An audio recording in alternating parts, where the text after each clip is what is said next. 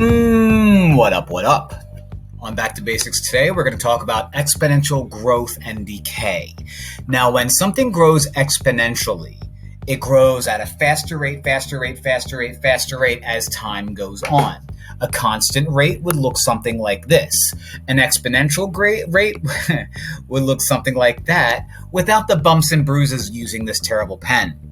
Now, this is my formula. Y equals A, which stands for the initial amount, times the quantity 1 plus R, and R stands for the rate as a decimal, so it might be given to you as a percent. Turn it into a decimal. And X stands for the unit of time that you're dealing with. I don't know why I didn't put that there, but if this thing grows at like 10% per year, and I'm given 10 years, I'm going to use 10 for X. So, let's get started. The population of Sunnyvale, right over there, is 140,450 and increases at a rate of 2% per year. Predict the population in 5 years. So here's my formula. Y equals the initial amount, 1 plus rate as a percent, all to the X power. In this case, X is going to be years because it mentions 2% per year. All right, let's write down what we know over here. 2% is my R, but I'm going to write it down as 0.02 because 2% written as a decimal is 0.02. X is going to be 5, and my initial amount is going to be that large number right there, and it's just a matter of me throwing it into a calculator when all is said and done. You don't want to do these in your head.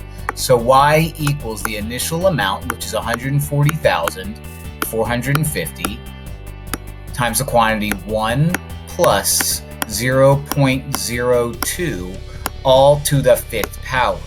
So just to play a little bit of cleanup, I'll put 140,450 times 1.02 to the 5th, and we'll make good old Siri do all the work. What's 1.02 to the 5th power? The answer is approximately 1.104. Oh. So 1.104. We are going to multiply 140,450 to that. Again, Siri will bail us out. 140,450 times 1.104. It's 44,767.2. 44,000. That's not right. 140,450 times 1.104. The answer is 155,056.8. 56.8. So we'll round that up to 57 because you can't have a sixth of a person or 0.8 of a person. And that's what we get.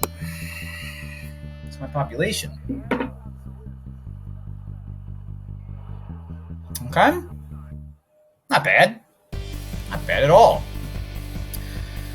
A YouTube channel has 55,000 subscribers and sees a 450% increase per year. How many subscribers should that channel have after 6 months? Oh, YouTube, like me. Let's use that formula again. Y equals A times the quantity, 1 plus my rate as a decimal, to the X power.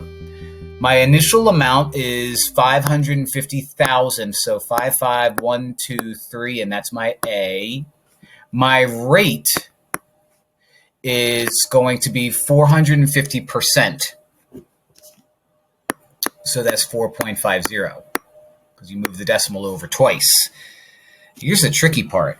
It mentions that the increase is 450% increase per year. However, I'm given 6 months, which means my time is not 6. My time is a half, or 0.5. So when I say it, I'll actually use 0.5. It doesn't really matter because I'm going to use, again, Siri to do all the heavy lifting for me. So Y equals 55000 times the quantity 1 plus 4.50 or 4.5 to the 0.5 power. All right. So that becomes 5.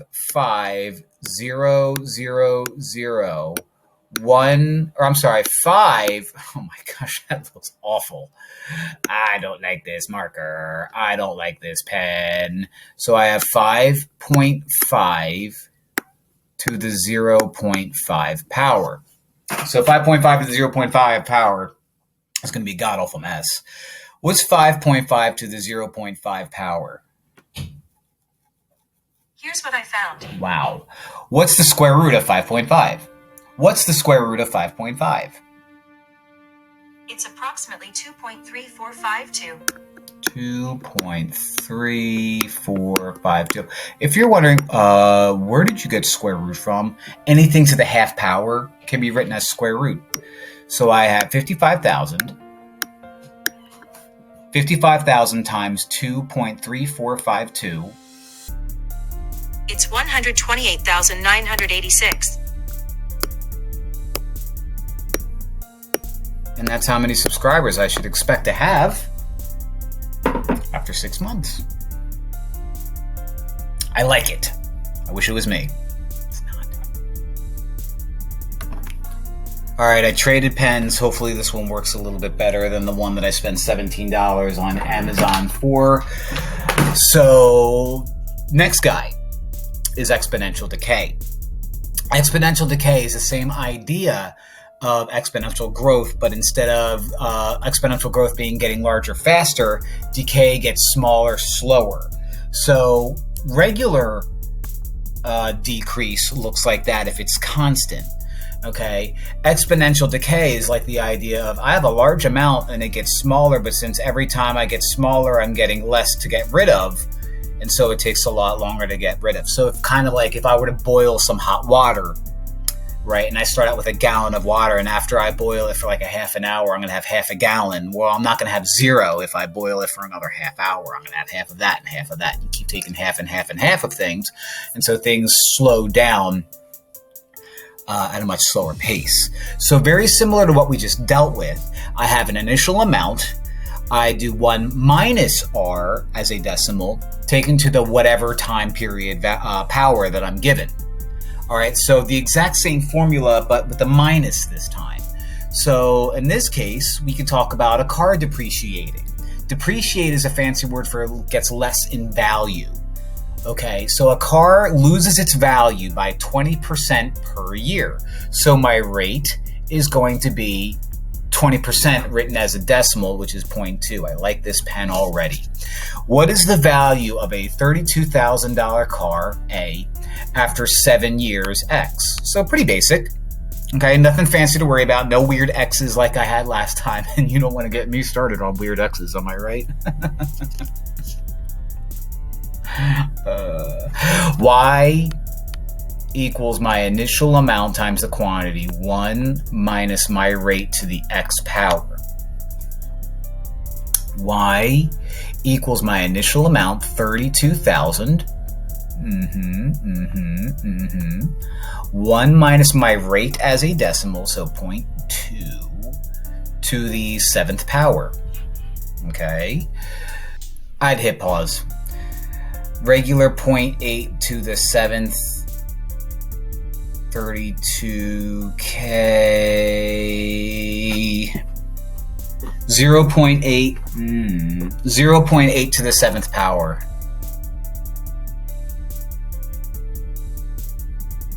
It's just not going to say it. It's just going to tell me that it's 0.2097. So I'm going to have a small chunk of that money left over. 32,000 times 0.2097.